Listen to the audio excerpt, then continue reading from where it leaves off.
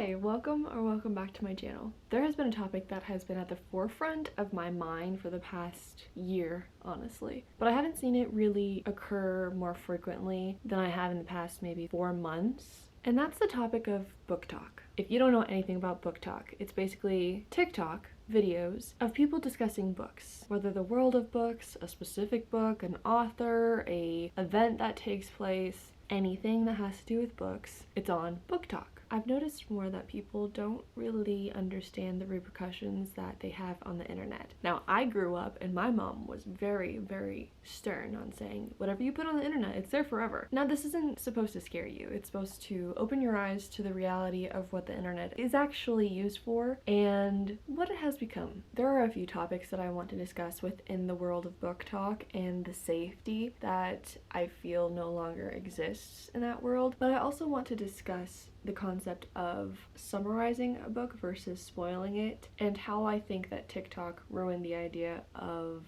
tropes. Now, that's a lot to cover in a video, so I'm trying to get my points out as well as I possibly can. So if I look down, I have my notes that I'm looking at. BookTok has exploded over the past few years. It's not just a little niche corner on the internet anymore. It's a global community that is shaping publishing, reviving bookstores, and changing the way that people talk about reading. But with all of the positives that come with BookTok, there's also the negative aspects of it. Safety issues at events, hostile internet connections, and just the way that people talk about reading. Today in this video, I want to discuss both sides of TikTok, the growth and how much it's revitalized and strengthened the bond that people want to have with reading. It's brought more people closer to reading, but also I want to talk about the negative sides of the hostile environment that people have created, the unsafe events that occur, and other things as well. I'm on BookTok. I love BookTok. I love creating silly little videos on BookTok. I do, but I do want to have a bird's eye view of what has been happening and discuss it. The first section of this video that I want to talk about are the positives of BookTok.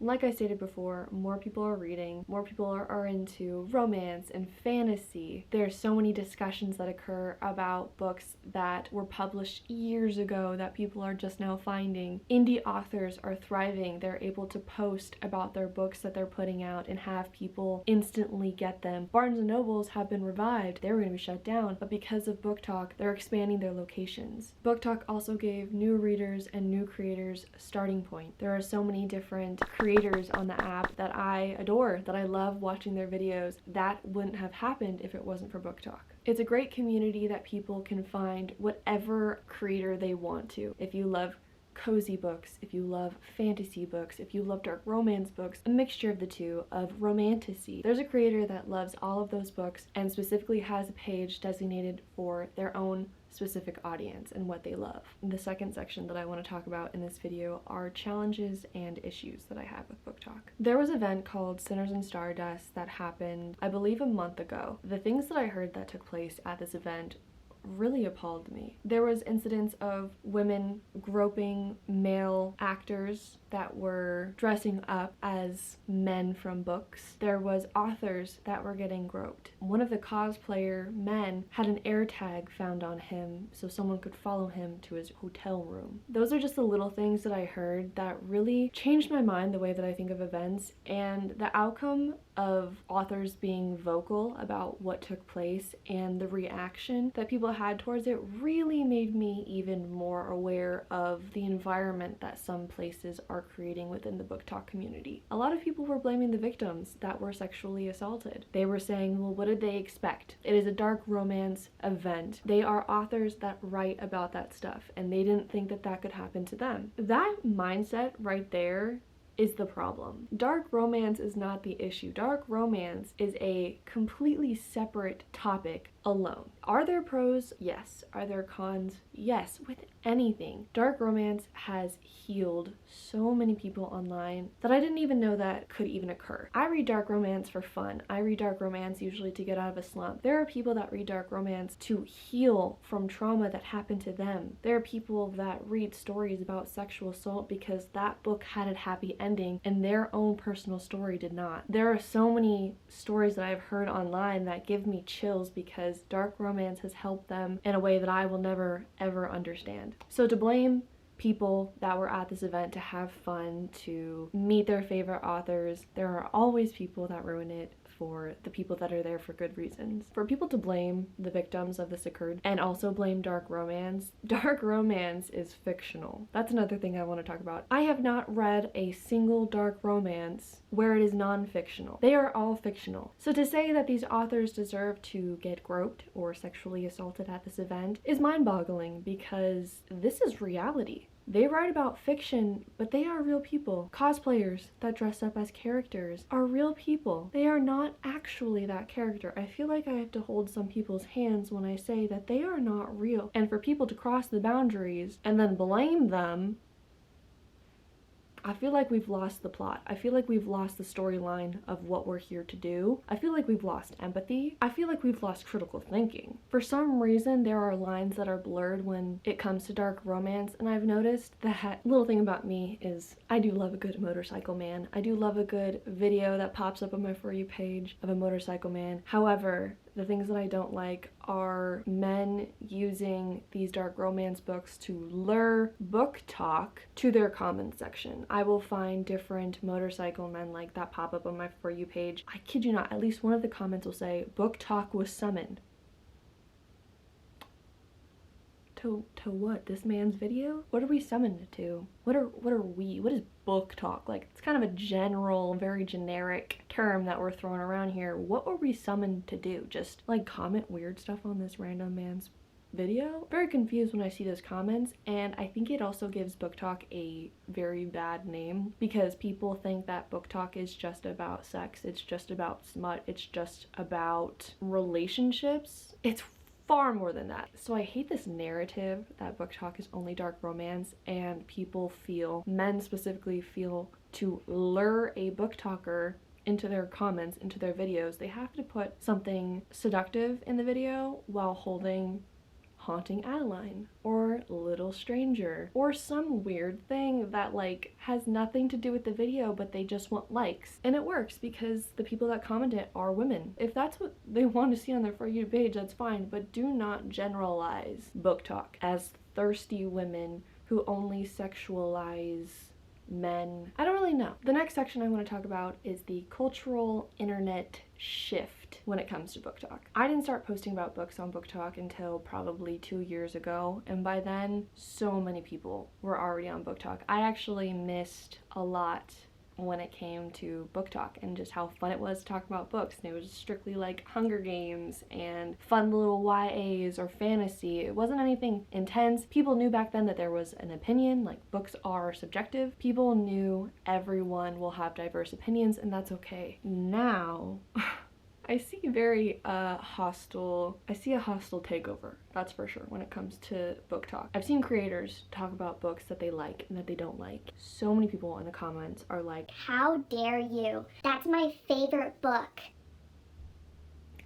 Whoa, okay, let's reel it in, okay? Readers and creators are getting dragged for the content that they make. Now, I get it. You want to call out a creator because they said something morally incorrect. However, I'm going to talk about a situation that happened to Ali Hazelwood. She is an author. She is an author that I read a lot of her books from. She is a woman in STEM, highly intelligent woman. She went to a conference and said that Peeta from the Hunger Games, if you don't know who that is, he's a character, a fictional character in the Hunger Games. She called him useless. The internet was in a uproar. They bullied her off the internet for like a month. There are so many authors out there that say so many problematical things. There are racists. There are people who glorify sexual assault. There are authors out there that are still being promoted for terrible, awful things. Yet you're gonna get mad at Ali Hazelwood because she said a fictional character in a fictional series about fantasy and dystopian things that occur is useless?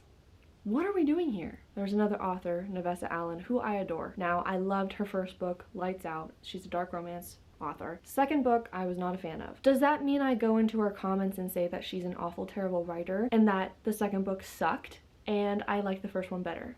No. I think people forget that they can keep their own opinions to themselves. It's okay if you don't like something, but you don't need to put your thoughts and your beliefs onto someone else. She made a decision to use a different male narrator for her book than she used for the first one. First book, I'm blanking on his name, different male main character. Second book, completely different male main character. Decides to use a different voice actor for this book. Makes sense, they're not the same guy. People were flabbergasted. They bullied her. She had to turn her comments off. They got so mad that she decided to not use the first man that she used for the first book for the second one. I don't understand that. You may love that man. Listen to his other work. He doesn't have to narrate the second book. I made a video talking about whatism. What about? That is what I see constantly in comments. People will post an idea. Now I'm going on a rant.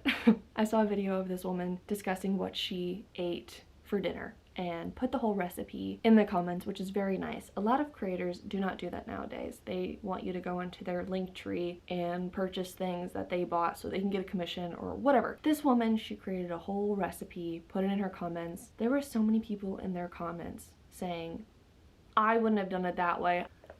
You're not the one that's making it. If you want to make it, substitute it. By all means, do that. She's making it the way that she wants to make it. It has nothing to do with you. I feel like we're living in a world where people think that they are the only one in the whole entire world and everyone needs to be with them, for them, about them. It doesn't work like that. I really hate to break it to you. And if you're young, this is a lesson that you're going to be learning very young. Your opinion, voice it. Sure, but don't make other people live by your own opinion. And I feel like we're creating a world about whatism, like what about me? This is what the internet has come to, where people are so chronically online that they have to place their beliefs on other people. And I see that so much in the book videos that I've created, that I've seen other people create, and I wanted to discuss about it because I don't know what is going on. I posted a video talking briefly about, is BookTok a safe space? Everyone in my comments said no. It baffles me and I don't understand. The fourth section that I want to talk about in this video are tropes and summarizing books. Another impact that BookTok has had is how we consume stories themselves. On one hand, it's made many tropes mainstream. Enemies to lovers, friends to lovers, accidental pregnancy. That's fun because people know what they're getting in the book. But I think it's also led to a formulaic trend. Publishers push out books that fit the mold of a specific trope, hoping that this book will go viral because of this trope. And sometimes the originality, the depth of the characters are lost. I've read so many books recently, and I think that's why I've been in such a bad reading slump this past year. A lot of the newer books are structured to fit in a trope. You come up with a trope, let's say enemies to lovers. Like I've said, I am an enemies to lovers girl, so I will read any enemies to lovers. But I also feel like we've lost the term of what enemies to lovers really actually are, and that could be a whole separate video of me talking about tropes in general. Basically, authors will pick a trope and form the whole storyline around that trope. And a lot of the times that I see that, the characters are not developed enough, there is no depth, I do not care about them, and the world that they're building is not fleshed out. Another thing that I've noticed with BookTok is people don't really know how to summarize books anymore. I saw a video discussing, thank God it was a book that I've already read, but she put a quote, told everyone the end of one of my favorite series that I've ever read, the Mind F series. I was kind of confused because I was like, oh my gosh, this is a big spoiler. I went into the comments and people were like, thanks, now I don't have to buy the book, or thanks, I just bought the book and now I can't read it because you spoiled it. And her responses, people were like, oh, I didn't think that was a spoiler. Or, oh, but there's so much more that actually happens in the book. Yes, there is obviously so much more that does happen in the book. However, you ruined basically the ending of the storyline. It is about two characters that go through a lot of trials with one another. There's lies, there's secrets. A lot of things happen in the book, but the main part of the ending is really what narrows in on their relationship. And she gave that away. And now people are realizing, okay, well, I don't want to read that book anymore. And I've noticed too that whenever I see a book video pop up, I will look at the book recommendations in the book video, but if they are discussing or summarizing a book in the video, I just kind of zoom past it. And I used to think it was because of my attention span, but I realized